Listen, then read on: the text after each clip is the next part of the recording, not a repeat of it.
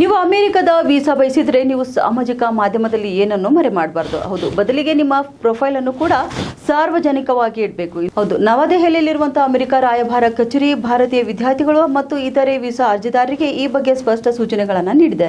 ಈ ಹೊಸ ನಿಯಮವು ಎಫ್ಎಂ ಮತ್ತು ಜೆ ವಲಸೆರಹಿತ ವೀಸಾಗಳಿಗೆ ಅನ್ವಯಿಸುತ್ತದೆ.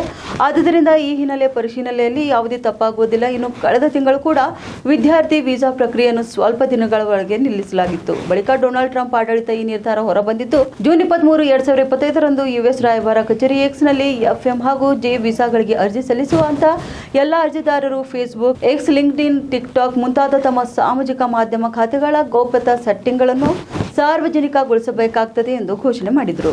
ಇನ್ನು ಯುಎಸ್ ಅಧಿಕಾರಿಗಳು ಕೂಡ ತಮ್ಮ ಆನ್ಲೈನ್ ಚಟುವಟಿಕೆಗಳನ್ನು ನೋಡಬಹುದು ಮತ್ತು ಅರ್ಜಿದಾರರು ಯುಎಸ್ನಲ್ಲಿ ಅಧ್ಯಯನ ಅಥವಾ ವಿನಿಮಯ ಕಾರ್ಯಕ್ರಮಗಳಿಗೆ ಸೂಕ್ತರೇ ಎಂದು ನಿರ್ಧರಿಸಬಹುದು.